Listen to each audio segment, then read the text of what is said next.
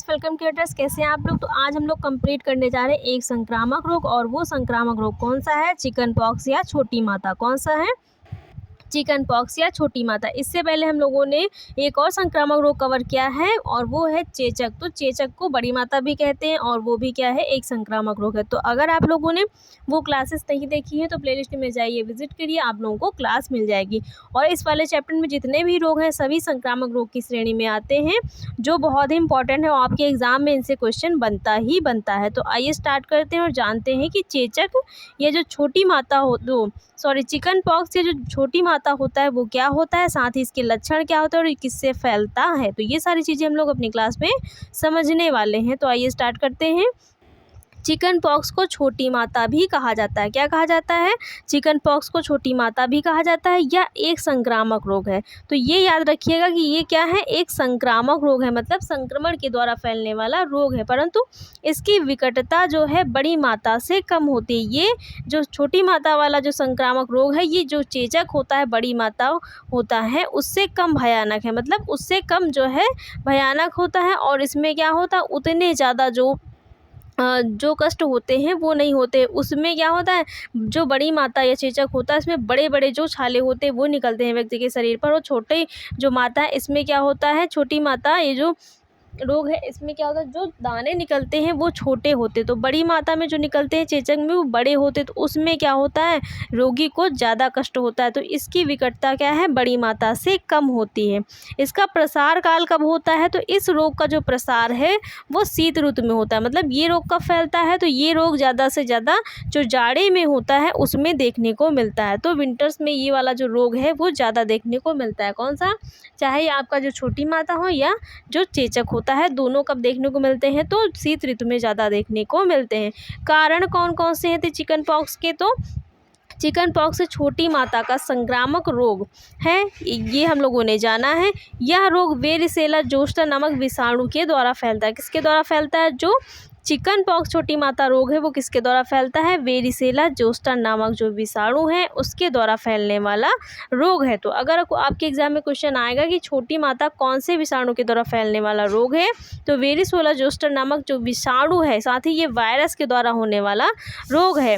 इस रोग के जीवाणु नाक और गले के स्राव में थूक में पाए जाते हैं। और जो छोटी माता के जो जीवाणु होते हैं जो होते हैं वो कहाँ पाए जाते हैं? तो वो नाक और गले के स्राव और थूक में पाए जाते हैं। कहाँ पर पाए जाते हैं? नाक, गले और जो थूक होता है उसके स्राव में पाए जाते हैं, जहाँ से यह वायु के संपर्क द्वारा स्वस्थ व्यक्तियों को भी संक्रमित कर देता है। और ये क्या होता है?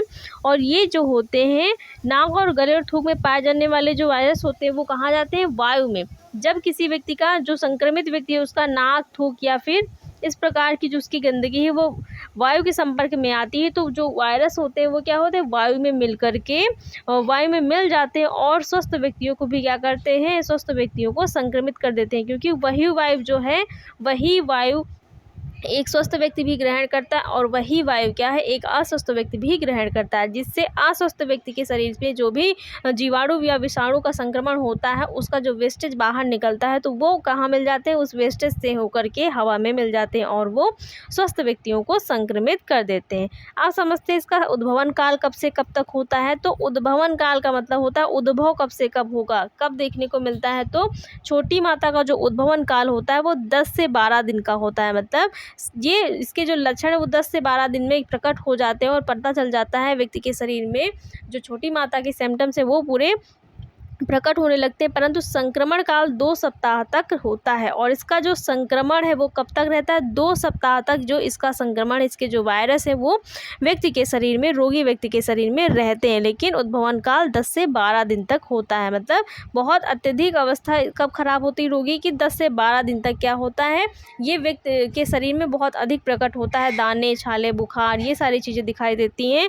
लेकिन इसका संक्रमण 2 सप्ताह तक होता है। 2 सप्ताह के बाद इसका संक्रमण धीरे धीरे समाप्त होने लगता है। अगर 2 सप्ताह रोग के ठीक होने पर के बाद भी क्या होगा? 2 सप्ताह में अगर वो रोगी व्यक्ति किसी स्वस्थ व्यक्ति के संपर्क में आता है, संक्रमण का मतलब होता है कि वो व्यक्ति अभी भी अपने अंदर जो है वायरस लिए घूम रहा है जो उस रोग के हैं, और अगर वो अन्य व्यक्तियों के संपर्क में आएगा तो अन्य स्वस्थ व्यक्तियों को भी अभी भी क्या होता है, जब तक उसके शरीर में संक्रमण है तो दूसरे व्यक्ति को संक्रमित कर, वो जो व्यक्ति है दूसरे व्यक्ति को संक्रमित कर सकता है। तो संक्रमण काल 2 सप्ताह तक होता है। 2 सप्ताह तक अगर स्वस्थ व्यक्ति उस व्यक्ति के वो संपर्क में आएंगे तो जो स्वस्थ व्यक्ति है वो भी संक्रमित हो सकता है, क्योंकि अभी भी क्या होता है, रोगी व्यक्ति के शरीर में 2 सप्ताह तक इस रोग के जो वायरस होते हैं वो मौजूद होते हैं। आप समझते हैं लक्षण इसके कौन कौन से देखने को मिलेंगे इस रोग में। तो इस रोग में लक्षण कौन कौन से होते हैं। पहला लक्षण है, इस रोग का प्रारंभ 102 डिग्री फ़ारेनहाइट ताप से प्रारंभ होता है। मतलब इस रोग में क्या होता है, जो बुखार है वो कितना होता है, 102 डिग्री फ़ारेनहाइट ताप होता है। और सबसे पहले इस रोग में क्या होता है, बुखार आता है, रोगी को ज्वर आता है। दूसरा है, रोगी के सिर पीठ में दर्द होता है। फिर पहले बुखार आएगा और वो कितना होगा, 102 डिग्री फ़ारेनहाइट तक होता है उसका टेम्परेचर। जो बुखार होता है रोगी व्यक्ति के शरीर में 102 डिग्री तक बुखार हो सकता है। और साथ ही क्या होगा, उसके सिर और पीठ में दर्द होता है, रोगी को बेचैनी का अनुभव होगा। और जब दर्द होता है, बुखार होता है, तो उसे एक प्रकार की बेचैनी का अनुभव होता है, कपकपी भी लगती है। और बुखार की वजह से उसे क्या होता है, कपकपी भी लगने लगती है। 4 से 5 दिन में जो दाने हैं वो सूखने लगते हैं। और 4 से 5 दिन में क्या होता है, जो व्यक्ति के शरीर पर बुखार के दौरान दाने निकलते हैं वो सूखने लगते हैं और उन दानों पर पपड़ी पड़ जाती है। 6 से 7 दिन के पश्चात पपड़ी सूखकर गिरने लगती है। और जब 4 से 5 दिन के बाद दाने सूखने लगते हैं तो उन दानों पर क्या होती है, पपड़ी पड़ जाती है। और जब वो दाने अच्छी प्रकार से सूख जाते हैं तो जो पपड़ी होती है दानों की वो निकल करके गिरने लगती है। चिकन पॉक्स के दाने पहले मुँह, छाती और बाजू में निकलते हैं। और सबसे बड़ा लक्षण ये है कि जो चिकन पॉक्स के दाने होते हैं वो सबसे पहले कहाँ निकलते हैं, सबसे पहले मुँह में निकलते हैं, उसके बाद छाती में, और सबसे बाद में कहाँ निकलते हैं, बाजू में, और फिर पूरे शरीर पर फैल जाते हैं। तो इस प्रकार से इसका संक्रमण जो है रोग का व्यक्ति के शरीर में होता है। बचाव के उपाय कौन कौन से हैं इस रोग के, तो बचाव के उपाय कौन कौन से हैं ये जानते हैं। साफ सफाई पर विशेष ध्यान दिया जाना चाहिए। अगर किसी व्यक्ति को इस रोग का संक्रमण हुआ है तो उसे स्वच्छता पर विशेष ध्यान दिया जाना चाहिए। यह संक्रामक रोग है तथा अन्यों में ना फैले, इसलिए रोगी को पृथक कक्ष में तथा उसके द्वारा प्रयोग की जाने वाली सामग्रियों को अलग रखा जाना चाहिए। जो छोटी माता चेचक है, जो चिकन पॉक्स है, वो क्या है, एक संक्रामक रोग है। कौन सा रोग है, संक्रामक, एक व्यक्ति से दूसरे व्यक्ति को फैलने वाला रोग है। तो जो रोगी व्यक्ति है वो व्यक्ति जो सामान प्रयोग कर रहा है, जो भी सामग्री अपने लिए प्रयोग कर रहा है, उसे अन्य व्यक्तियों को प्रयोग करने नहीं देना चाहिए। साथ ही उस रोगी व्यक्ति को अन्य स्वस्थ व्यक्तियों से अलग रखना चाहिए ताकि उस रोग का जो संक्रमण है वो अन्य व्यक्तियों तक ना पहुंचे। और जो रोगी व्यक्ति उसकी जो भी सामग्री उसे अच्छी प्रकार से प्रतिदिन विसंक्रमित किया जाना चाहिए। रोगी की स्वच्छता का विशेष ध्यान दिया जाना चाहिए। रोगी को पर्याप्त आराम दिया जाना चाहिए। और जो रोगी व्यक्ति है उसके शरीर की स्वच्छता, उसके कपड़ों की स्वच्छता, साथ ही उसकी जो सामग्री है उसकी स्वच्छता प्रतिदिन की जानी चाहिए और विसंक्रामक पदार्थों के द्वारा की जानी चाहिए। और रोगी को पर्याप्त आराम करने दिया जाना चाहिए। आवश्यकता अनुसार चिकित्सीय परामर्श लिया जाना चाहिए। और आवश्यकता के अनुसार जो है समय समय पर डॉक्टर से परामर्श भी लिया जाना चाहिए। रोगी के वस्त्रों को खौलते जल में उबालकर प्रक्षालित किया जाना चाहिए। और जो रोगी के वस्त्र हैं उन्हें क्या किया जाना चाहिए, विसंक्रमित करने के लिए उबलते और खौलते हुए जल में क्या करना चाहिए, डाल करके अच्छी प्रकार से विसंक्रमित किया जाना चाहिए। उसके बाद ही इसको प्रयोग में लाना चाहिए। तो ये सारे जो उपाय हैं अगर अपनाए जाएंगे तो जो रोगी व्यक्ति है वो जल्द ही स्वस्थ हो जाता है।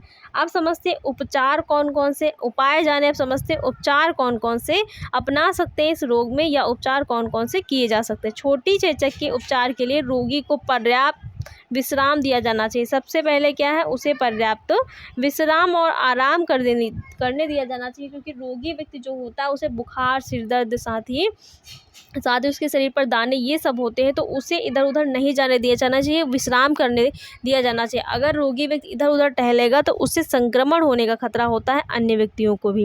रोगी के दानों की सूखी पपड़ी पर मरहम लगाया जाना चाहिए तथा रोगी को ठंडी एवं खट्टी वस्तुएं नहीं दी जानी चाहिए।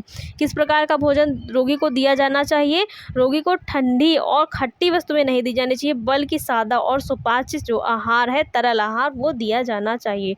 और रोगी के जो दाने हैं उन पर क्या लगाया जाना चाहिए? मरहम लगाया जाना चाहिए, दवाई, जिससे जो दाने हैं वो जल्दी से ही जल्दी क्या होते हैं? ठीक हो जाते हैं और रोगी व्यक्ति जो होता है वो स्वस्थ हो जाता है बहुत जल्दी। तो अगर ये सारी चीज़ें अपनाई जाएंगी और ये इन सब बचाव के उपायों का साथ ही जो चीज़ें हैं उनको अच्छे से किया जाएगा, परामर्श डॉक्टर का साथ ही समय समय पर लिया जाएगा, तो जो रोग है, चेचक जो संक्रामक रोग है, वो बहुत जल्दी ही ठीक हो जाता है और साथ ही इसमें रोगी व्यक्ति को ज़्यादा कष्ट भी नहीं होता है। तो अभी हम लोगों ने क्या जाना? छोटी माता या चिकन पॉक्स जाना। आप जानते हैं खसरा क्या होता है? तो खसरा भी क्या है? एक संक्रामक रोग है, लेकिन ये किसको होता है? बच्चों को होता है। किसको होता है खसरा? किन में देखने को मिलता है? तो खसरा जो है वो 5 माह से 5 वर्ष तक के बच्चों में देखने को मिलता है और खसरा भी क्या है? एक संक्रामक रोग है। तो इसको समझते हैं, ये किस प्रकार से फैलता है, इसका वाहक कौन है?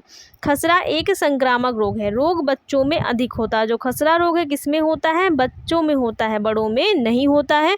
और कभी कभी बच्चों में रोग प्राण घातक भी हो सकता है। जो खसरा होता है वो बच्चों में देखने को मिलता है, लेकिन जो छोटी माता और जो चेचक होता है ये किस में देखने को मिलता है? ये बड़े व्यक्तियों में ज़्यादातर ये रोग देखने को मिलता है। और जो खसरा रोग है अगर वो भयंकर रूप धारण कर लेता है तो प्राण घातक भी हो सकता है, मतलब जो बच्चे उनकी जान भी जा सकती है। खसरा रोग 5 माह से 5 वर्ष तक के बच्चों में अधिक होता है। अगर पूछा जाएगा कि खसरा रोग कितने वर्ष और कितने माह से कितने वर्ष तक के बच्चों में देखा जाता है, तो 5 माह से 5 वर्ष तक के बच्चों में देखा जाता है। और खसरा भी क्या है? एक संक्रामक रोग है। इसका प्रसार काल कब होता है? तो ये कब फैलता है, किस समय में ये ज़्यादा फैलता है? जो खसरा रोग है वो सर्दियों और गर्मी के मौसम में, जो प्रारंभ का मौसम होता है, जब सर्दियां प्रारंभ होती हैं और जब गर्मी प्रारंभ होती है, शुरू होती है, तब उस समय उस सीजन में ज़्यादा देखने को मिलता है। मतलब सर्दियों के प्रारंभ में और गर्मियों के प्रारंभ में ज़्यादा ये रोग देखने को मिलता है। खसरा का कारण कौन सा है? तो खसरा का जो कारण है वो खसरा डर्मोट्रॉपिक वायरस है। कौन है? खसरा का जो कारण है वो जो डर्मोट्रॉपिक वायरस है, ये क्या करता है? खसरा रोग को फैलाने का कार्य करता है। तो अगर क्वेश्चन में आएगा कि खसरा किस वायरस के द्वारा फैलता है, तो डर्मोट्रॉपिक वायरस के द्वारा फैलने वाला जो रोग है वो कौन सा है? खसरा है। उद्भवन काल कब से कब तक होता है? तो खसरे का जो उद्भवन काल है वो 10 से 14 दिन तक होता है। कितने दिन का होता है? 10 से 14 दिन का होता है। लक्षण कौन कौन से देखने को मिलते हैं इस रोग में? तो खसरे से संक्रमित होने पर व्यक्ति को तीव्र सर्दी लगती है और बुखार आ जाता है। खसरा कब होता है? खसरे में जो लक्षण है वो सबसे पहला क्या होता है? व्यक्ति को तीव्र सर्दी लग जाती है और उससे क्या आता है? बुखार आ जाता है। साथ ही सूखी खांसी और छींके भी आने लगती हैं। खसरा में क्या होता है? पहले तीव्र सर्दी होगी, उसके बाद बुखार आएगा और बुखार के बाद खांसी और छींकें भी आने लगती हैं और जिससे नेत्र लाल हो जाते हैं और एक प्रकार की रोगी को बेचैनी होती है। तो ये सारे लक्षण किसमें देखने को मिलते हैं? जिस बच्चे को क्या होता है? बच्चों को होने वाला रोग है ना, तो जिस बच्चे को खसरा हुआ है उसके शरीर में ये सारे जो लक्षण है वो प्रकट होने लगते हैं। सिर पर दाने निकलते हैं। कहाँ दाने निकलते हैं? सिर पर दाने निकलते हैं। और उसके बाद कहाँ निकलते हैं? कानों के पीछे, माथे, गाल से होते सारे शरीर पर फैल जाते हैं। सबसे पहले दाने कहाँ निकलते हैं? सर पर निकलते हैं और सर पर निकलने के बाद कहाँ निकलेंगे? कान के पीछे निकलते हैं, माथे पर, और इस प्रकार से सर से होते हुए वो पूरे शरीर में फैल जाते हैं। 8 से 10 दिन में रोगी के दाने मुरझाने लगते हैं और रोगी के दाने जब 8 से 10 दिन तक हो जाता है रोग, तो क्या होता है? वो मुरझाने लगते हैं तथा ज्वर भी ठीक होने लगता है। मतलब जो रोग है वो 8 से 14 दिन तक होता है ना, तो उस दौरान क्या होता है? जो रोग अपना जो विकराल रूप धारण कर करके वो धीरे धीरे क्या होता है? फिर ठीक होने लगता है। जो रोगी के दाने निकले होते हैं वो मुरझाने लगते हैं और उसका जो बुखार होता है वो भी ठीक होने लगता है। खसरे के ठीक होने पर रोगी के मुंह और गाल पर जलन और दर्द भी होता है। और जब खसरा जो ठीक हो जाता है उसके ठीक होने पर क्या होता है? जो दाने निकलते हैं उसकी वजह से रोगी के मुंह और गले पर क्या होती है? जलन और दर्द भी होता है। तो ज्वर और दानों के कारण, खांसी के कारण जो खसरा होता है उसके ठीक होने के बाद भी क्या होता है? रोगी व्यक्ति के मुंह, गले में जलन और साथ ही क्या होता है? दर्द होता है। तो ये सारे लक्षण। अब समझते हैं खसरे रोग से बचने के उपाय कौन कौन से हैं। तो कौन कौन से उपाय हैं। पहला है खसरे से संक्रमित व्यक्ति को घर के अन्य सदस्यों से पृथक किसी हवादार कक्ष में रखना चाहिए। जिस व्यक्ति या बच्चे को खसरा हुआ है, बच्चों को ही होता है विशेषकर, तो उसको क्या किया जाना चाहिए, अन्य सदस्यों और घर के जो बच्चे हैं उनसे अलग किसी हवादार और स्वच्छ कमरे में रखना चाहिए। खसरे के रोगी के बर्तन और सामग्रियों को पृथक रखना चाहिए, क्योंकि ये भी क्या है, एक संक्रामक रोग है, एक व्यक्ति से दूसरे व्यक्ति को फैलने वाला रोग है। रोगी के वस्त्रों को खौलते जल में डालकर धोना चाहिए, और जो रोगी के वस्त्र हैं उन्हें विसंक्रमित करने के लिए खौलते जल में डाल करके क्या किया जाना चाहिए, धोना चाहिए। रोगी को पर्याप्त आराम और पौष्टिक आहार दिया जाना चाहिए। जो रोगी व्यक्ति है उसे सादा, सुपाच्य और पौष्टिक आहार देना चाहिए, साथ ही उसे पर्याप्त विश्राम करने भी दिया जाना चाहिए। रोगी के मल मूत्र इत्यादि को भली प्रकार से विघटित किया जाना चाहिए। जो रोगी का वेस्टेज निकलता है, मल मूत्र निकलता है, उसे भली प्रकार से विघटित कर देना चाहिए, अन्यथा गड्ढों में दबा देना चाहिए, और उस स्थान विशेष का जहाँ पर ये क्रिया हुई उसे भी अच्छी प्रकार से विसंक्रमित कर देना चाहिए। रोगी की नाक और गले से निकलने वाले स्राव को स्वच्छ कपड़े से पोंछकर उस कपड़े को जलाया या किसी कीटाणुनाशक से विसंक्रमित कर दिया जाना चाहिए। तो जो रोगी व्यक्ति है उसके नाक और गले से जो एक स्राव निकलता है सर्दी जुकाम के कारण, बुखार के कारण, उसे क्या करना चाहिए, एक स्वच्छ और साफ कपड़े से पोंछना चाहिए, और पोंछने के बाद उस कपड़े को जला देना चाहिए, या फिर उस कपड़े को किसी अच्छे कीटाणुनाशक विसंक्रामक से विसंक्रमित कर दिया जाना चाहिए, तभी उसे दोबारा प्रयोग में लाना चाहिए। तो ये सारे जो बचाव के उपाय हैं वो अपनाए जाएंगे, तभी जो रोग है उसे जल्दी निजात पाई जा सकती है। खसरे का टीका अवश्य लगवाया जाना चाहिए, और सबसे उत्तम क्या है कि जो रोगी व्यक्ति उसे खसरे का टीका लगा होना चाहिए। खसरे का टीका कब लगता है, तो जब बच्चा 9 माह का हो जाता है तो उसे खसरे का टीका लगता है। अगर नहीं लगा है तब भी क्या होता है, खसरे का टीका अवश्य लगवाया जाना चाहिए। रोगी के आहार में, जो रोगी व्यक्ति है उसके आहार में गर्म दूध, चाय, कॉफ़ी और फलों का रस, सब्जी दी जानी चाहिए। जो रोगी व्यक्ति उसे आहार में क्या दिया जाना चाहिए, गर्म दूध, चाय और फलों का रस, ये सारी चीज़ें जो पौष्टिक चीज़ें, साथ ही उसे गर्म चीज़ें दी जानी चाहिए, जिससे रोगी को कष्ट ना हो, जिससे जो रोगी व्यक्ति होता है उसे खाने में क्या होता है, ज़्यादा कष्ट नहीं होता है। तो उसे सादा, सुपाच्य और हल्का आहार, साथ ही गर्म आहार खाने को देना चाहिए। अब समझते हैं खसरे के उपचार कौन कौन से हैं। तो इस रोग में कौन कौन से उपचार किए जा सकते हैं। पहला है रोगी को अन्य व्यक्तियों से अलग रखना चाहिए। जो रोगी व्यक्ति उसे क्या करना चाहिए, जो भी स्वस्थ व्यक्ति हैं उनसे अलग रखना चाहिए। रोगी के सामान इत्यादि को भली प्रकार से विसंक्रमित करना चाहिए, अन्यों से पृथक रखना चाहिए। जो रोगी व्यक्ति है उसका जो सामान है उसे भली प्रकार से विसंक्रमित करना चाहिए, साथ ही जो अन्य स्वस्थ व्यक्ति हैं उनके सामान से भी अलग रखना चाहिए। रोगी को पूर्ण विश्राम दिया जाना चाहिए। रोगी को जो है पूर्णतः विश्राम करने दिया जाना चाहिए। उसे बिल्कुल भी क्या है, इधर उधर टहलने के लिए नहीं बोलना चाहिए, और ना ही क्या है बहुत ज़्यादा आने जाने इधर उधर देना चाहिए। खसरे का यद्यपि कोई उपचार नहीं, खसरे का परमानेंट कोई इलाज नहीं, फिर भी बच्चे को रोग के 5 दिनों के अंदर गामा ग्लोबुलिन इंजेक्शन से प्रायः लाभ होता है। खसरे का टीका लगा होना चाहिए, और खसरा अगर भयंकर रूप धारण कर लेता है तो बच्चे की मृत्यु भी हो सकती है। तो खसरा अगर किसी बच्चे को हुआ है तो उसे 5 दिनों के अंदर जो गामा ग्लोबुलिन इंजेक्शन है वो लगवाया जाना चाहिए, जिससे जो खसरा रोग है वो ज़्यादा जल्दी से जल्दी क्या होता है, ठीक होने की संभावना होती है। और इस टीके से, इस इंजेक्शन से जो होता है बच्चे को लाभ होता है। और साथ ही पीने के लिए गर्म पेय पदार्थ दिए जाने चाहिए। कौन से पदार्थ, जो गर्म पेय पदार्थ हैं वो पीने के लिए दिए जाने चाहिए। तो आज हम लोगों ने क्या जाना अपनी क्लास में, आज हम लोगों ने अपनी क्लास में खसरा पढ़ा है, जो संक्रामक रोग है।